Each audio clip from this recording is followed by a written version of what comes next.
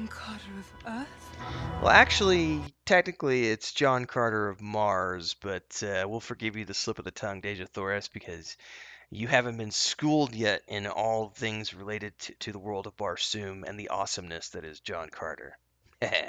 Welcome back, everybody. I'm Tim Anderson, aka Renfill, and if this is your first time to the channel, well, welcome aboard. This is a place where we talk about all things nerdy, games, books, shows, TV, all this other stuff. And today we're going to be talking about the John Carter of Mars series and why, if you haven't already done so, you should definitely go out and read the books. And more importantly, you should watch the 2012 film that was put out because it is, without a doubt, in my mind anyway, one of the best adaptations of a book out there. So if you like stuff that stays true to the source material and people who are truly passionate about the projects that they're working on and using that source material, this is going to be something you want to dive into.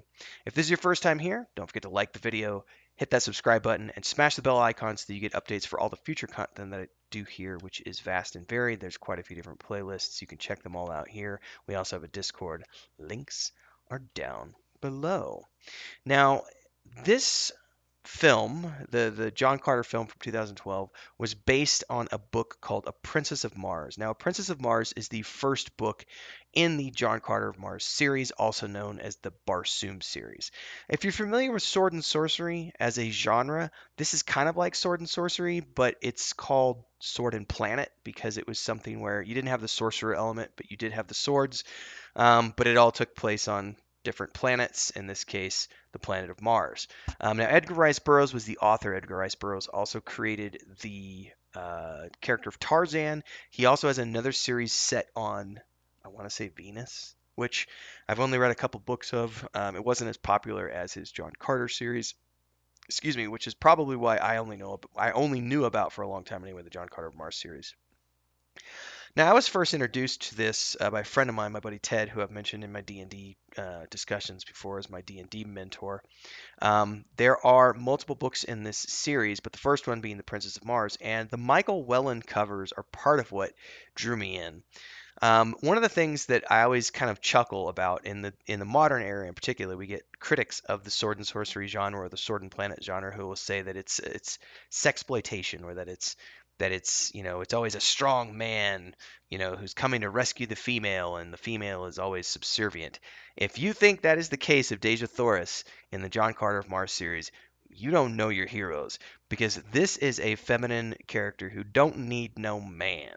She is equal to John Carter in every way as a warrior.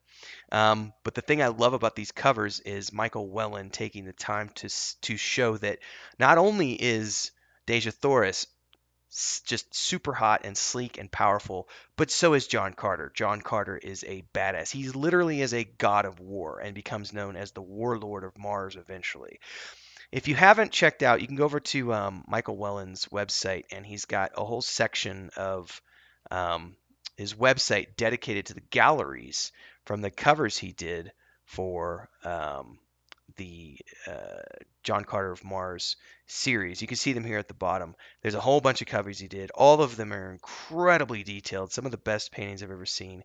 And he's got a great backstory about how he actually used sketches from the John Carter of Mars tales, from the Martian tales, to get into the Rocky Mountain Art School when he was 15 years old, which is just really cool.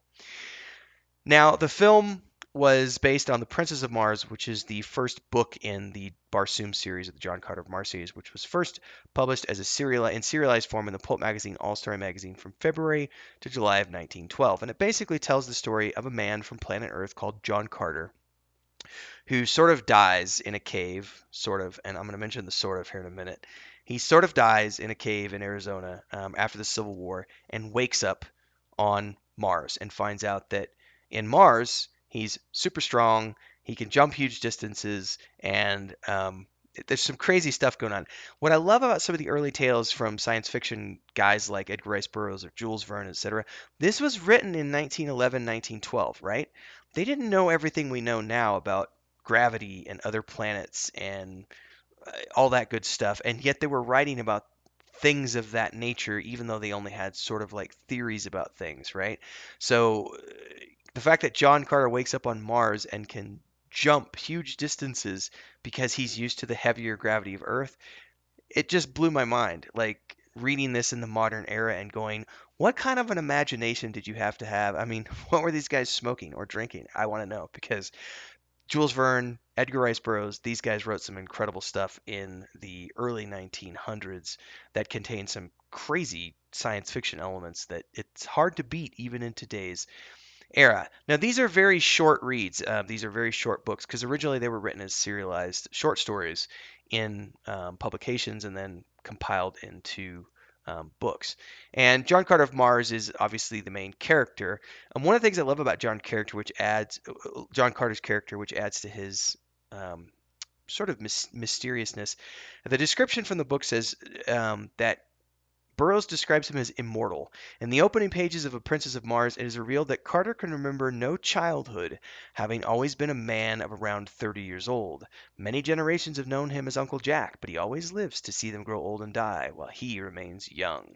Which is just, it's a killer component to this story that just adds to the mystery of the character.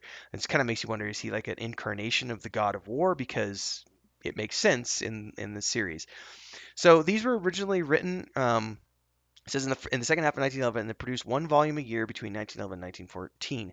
Then seven more were produced between 1921 and 1941. So basically, he took a little bit of a break, and then came back, 6 years later and did the Mastermind of Mars and the Fighting Man of Mars, Swords of Mars, so on and so forth. And he just kept working on it over the years. Now, what's really interesting about this is the character himself, even though he technically is immortal, the way he gets to Mars in the first book is he dies in a cave and wakes up on Mars.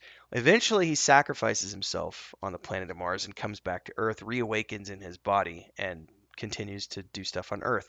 That repeats itself, and he goes back and has additional adventures on the planet of Mars. And as we get into the later versions of the books, you start to see that he starts to travel more frequently between the planets, and he has an individual on Earth who helps him with that by having a special tomb constructed wherein his body can go be at peace and not be bothered while he's off on Mars having adventures, which is an element that they did tie into the end of the John Carter film, even though that's something that wasn't necessarily a part of Princess of Mars. Which brings us full circle back around to the film, which we started off the video with a short snippet. And I don't know if I won't know until I upload this if I get hit with a copyright strike for that quick little snippet or not. We'll see. Um, John Carter was a 2012 American science fiction film directed by Andrew Stanton, who had done a lot of stuff with Pixar, I think like Bug's Life, Finding Nemo, stuff like that. He was hugely passionate about the source material. Now, he was not the first individual to try to get this movie off the ground. I believe Jon Favreau was attached at one point. It definitely went through various iterations before Walt Disney Studios pushed it out the door. For better or for worse, because of timing and some other things, it didn't get the commercial results that they wanted, so they never did a sequel. That does not lessen how epic this movie is. I've watched it 3 times. I watch it every few years. It's not something that I would watch every single year because for me, it's one of those things where, like Lord of the Rings films, I'll watch every year. Star Wars, happy to watch every year. John Carter is up there with these types of films that I will rewatch every 2, 3 years on a regular basis. Highly, highly recommend this movie. It's a hell of a lot of fun. 132-minute runtime. It had a huge budget. Unfortunately, it did not make its money back for various reasons. You can read all about it at the wiki and stuff. And eventually, unfortunately, it didn't get off the way it should have. But oh man, was this such a cool, like, if you've ever watched, like, I don't know if there's a film that I could compare this to be honest with you. Um, it's a really good film. I highly recommend that you go dive in and take a watch if you haven't already done so. And if you like the film, you will definitely like the books because this is in my mind, it's a very faithful film adaptation because these books are very short. You can read them in an afternoon. I mean, they're really short books. I mean, technically they might even be considered novellas by today's standards. But you can power through them. There's only how many books are in the Barsoom series? 9 or 10. It says 11. But some of these were produced later on. But just you gotta read them. They're so much fun. If you like sword and sorcery, you'll like these. It's the same style of stuff, but there's a lot of different stuff going on here because it's science fiction, and so he's dealing with a different planet and making stuff up. You know, decades before we ever went to the moon, or NASA was finding out all this stuff about space and gravity and all this other stuff, which is why I find these types of stories so fascinating. So hopefully you'll dig in and give it a read.